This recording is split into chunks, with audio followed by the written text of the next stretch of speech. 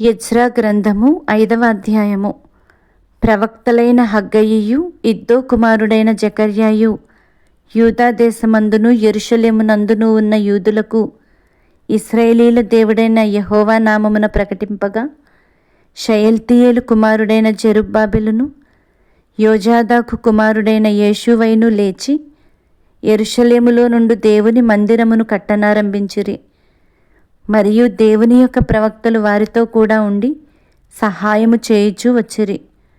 అంతటా నది యువతల అధికారి అయిన తత్తెనయును షెతర్బోజ్నయును వారి పక్షమున నున్నవారును యూదుల యొద్దకు వచ్చి, ఈ మందిరమును కట్టుటకును ఈ ప్రాకారమును నిలుపుటకును ఎవరు మీకు సెలవిచ్చిరని అడుగగా, ఈ కట్టడమును చేయించిన వారి పేరులు మొదలైన సంగతులను మేము వారితో చెప్పితిమి. యూదుల దేవుడు వారి పెద్దల మీద తన దృష్టి ఉంచినందున ఆ సంగతిని గూర్చి దర్యావేషు ఎదుటికి వచ్చువారు ఆజ్ఞనందు వరకు అధికారులు వారిని పని మాన్పింపలేదు.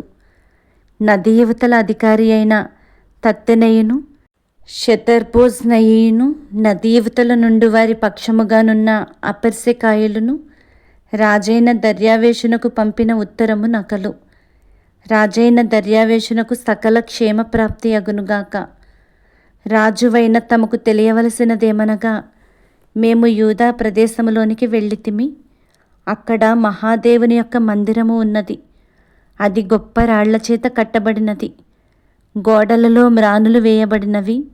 మరియు ఈ పని త్వరగా జరుగుచు వారి చేతిలో వృద్ధి అగుచున్నది. ఈ మందిరమును కట్టుటకును ఈ ప్రాకారములను నిలుపుటకును ఎవరు మీకు సెలవిచ్చిరని మేము అక్కడనున్న పెద్దలను అడిగితిమి.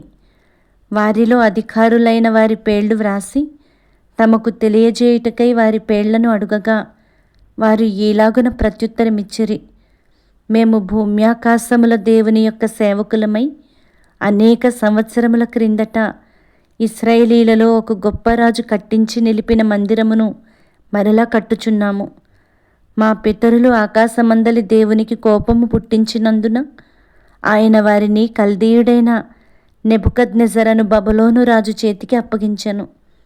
అతడు ఈ మందిరమును నాశనము చేసి జనులను బబులోను దేశములోనికి చెరపట్టుకొని పోయెను. అయితే బబులోను రాజైన కోరెషు ఏలుబడిలో మొదటి సంవత్సరమందు రాజైన కోరెషు దేవుని మందిరమును తిరిగి కట్టుటకు ఆజ్ఞ ఇచ్చెను. మరియు నెబుకద్నెజరు యెరూషలేమందున్న దేవాలయములో నుండి తీసి బబులోను పట్టణమందున్న గుడిలోనికి కొనిపోయిన దేవుని మందిరపు వెండి బంగారు ఉపకరణములను రాజైన కోరెషు బబులోను పట్టణపు మందిరములో నుండి తెప్పించి తాను అధికారిగా చేసిన షేష్బజ్జరు అనునతనికి అప్పగించి, నీవు ఈ ఉపకరణములను తీసుకొని యెరూషలేము పట్టణమందుండు దేవాలయమునకు పోయి దేవుని మందిరమును దాని స్థలమందు కట్టించుమని అతనికి ఆజ్ఞ ఇచ్చెను. కాబట్టి ఆ షేష్బజ్జరు వచ్చి యెరూషలేములో నుండు దేవుని మందిరపు పునాదిని వేయించెను.